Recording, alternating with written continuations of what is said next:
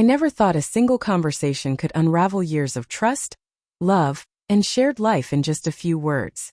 But that night it happened. My name is David, and for 7 years, I had built a life with Emily that I thought was solid, steady, respectful, and filled with small, meaningful moments that mattered more to me than grand gestures. We had our routines, our inside jokes, our shared dreams. I thought we were partners, equals in every way.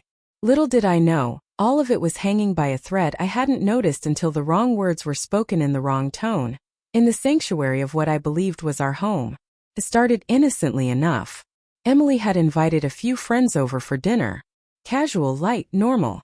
I was in the kitchen prepping appetizers, trying to make everything perfect. We had just settled on a quiet evening, a nice bottle of wine, and laughter echoing through the rooms of our shared space. Then casually she dropped it. I can invite my ex if I want, it's my house too. I froze mid-chop.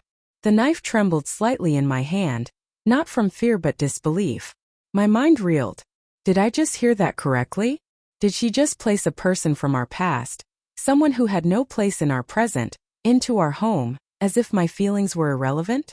The dinner suddenly became a stage, the walls a pressure chamber, and I realized I was suffocating in a house that was supposed to be safe. I wanted to speak calmly, rationally, but my throat felt tight. Emily, that's not okay, I managed to say. I thought we had shared boundaries, respect for what we had built. She looked at me like I was overreacting, rolling her eyes, her tone sharp and dismissive. David, it's just dinner. You're making a big deal out of nothing. Nothing. Nothing. I remembered the countless times I had compromised, the nights I had stayed late at work, the times I had put her happiness before mine. And now, suddenly, my voice, my discomfort, my very presence was meaningless. It wasn't just the words. It was the entire attitude behind them. The dismissive shrug, the casual arrogance, the way she framed it as though I had no say because supposedly it was her house too. In that moment I felt a wall rising between us, one built not of disagreement but of fundamental disrespect. Contrast framed itself sharply in my mind. The life I had envisioned, the partnership I had cherished, and the stark reality staring me in the face. I realized the line had been crossed, not an argument about preferences but about power, control, and boundaries. My heart was heavy but my mind was clear. I had tried compromise, patience, understanding. But compromise has limits when the other person refuses even to acknowledge the existence of boundaries. The contrast between what I believed was love and what was being offered now was painfully stark. That night I didn't yell, I didn't beg, I didn't bargain. I simply made a decision. I filed for divorce. The next morning the house felt colder than ever, though the sun streamed in through the living room windows. It was ironic how a place once filled with laughter and warmth could suddenly feel like a cage. Emily moved around as if nothing had changed, humming softly while she brewed coffee, scrolling through her phone like the previous night had been some trivial misunderstanding. But I couldn't ignore it. Every step she took, every casual glance, was a reminder that the line had been crossed, that the respect and consideration I had always given was now non-existent. I sat at the kitchen table, my hands wrapped around a cup of coffee I didn't even want. My thoughts kept looping back to her words, the way she had framed her authority in her house too. It wasn't just about the dinner or her ex. It was about the message she had sent, clear as day. My feelings, my comfort, my home, none of it mattered. And suddenly years of shared memories, inside jokes, and late-night conversations felt fragile, like glass underfoot. I realized that the foundation of our relationship had never been as strong as I thought. Boundaries weren't just casual preferences, they were statements of respect and care. And she had trampled over mine without hesitation. I decided then that I wouldn't allow manipulation, dismissiveness, or disrespect to linger under the same roof. If love means compromise, respect means compromise in both directions. There was none here. No acknowledgement, no pause, no empathy. I had spent nights ensuring she felt safe, heard, valued, and seen. Yet she treated my presence as optional, my voice as irrelevant. That contrast between what I had given and what I was receiving hit me harder than any argument, any betrayal could have. It was subtle, insidious, but unmistakable. By midday, I had taken steps I never imagined I would.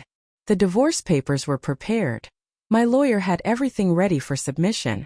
Simultaneously, I blocked her on every platform.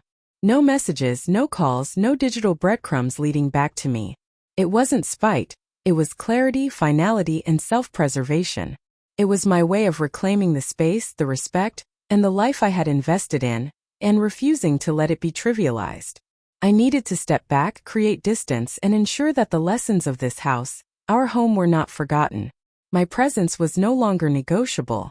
My boundaries were no longer optional. Later that evening, she returned home from work, chatting casually as if the tension was something I had imagined. I was already gone, the quiet emptiness of the house echoing where my presence once was. She opened the door expecting to see me, expecting the comfort and familiarity that had always been there. Instead, she found an emptiness that spoke louder than any words could. A void that represented not anger, but the decisive clarity that comes when you realize respect cannot be begged, bargained, or negotiated. It must be given freely. Her confusion was immediate. She stood in the doorway, frozen, her hand still on the doorknob, scanning the empty living room as if expecting some hidden clue or trap. The silence hit her harder than any argument ever could. There were no yelling matches, no dramatic confrontations, just the undeniable absence of me.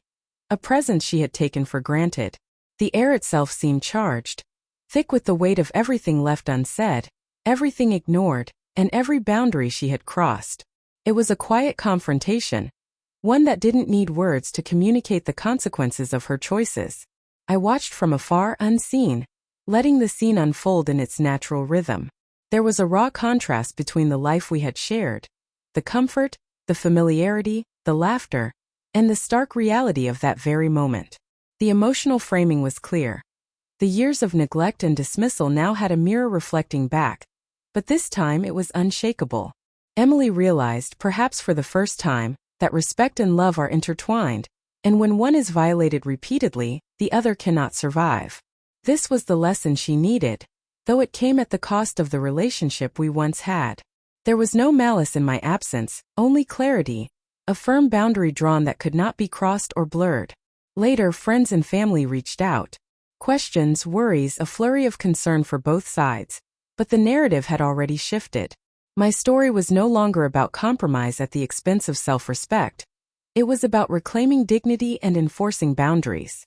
Each message that arrived on my phone reminded me that relationships are built on mutual recognition, and that failing to acknowledge this foundation slowly erodes trust, affection, and eventually partnership itself. The comments, the whispers, the advice, it all reinforced the truth I had already acted upon.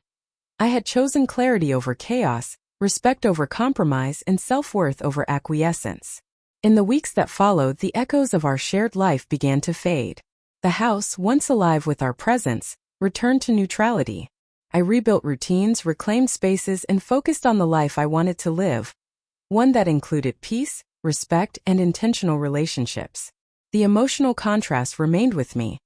The warmth of a loving, reciprocal partnership versus the cold realization that respect is non-negotiable.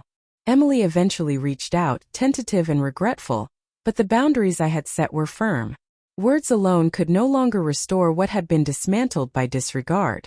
Looking back, I realize now that the strength of a relationship isn't measured by shared memories alone, nor by years accumulated side by side. It's measured by the mutual respect, boundaries, and acknowledgement of each person's worth. When those are violated, no amount of history can compensate. That night, the casual words, the dismissive attitude, and the declaration of "my house too," did more than reveal disrespect. They crystallized the end of our partnership. And in that crystallization I found clarity, closure, and the courage to move forward on my own terms.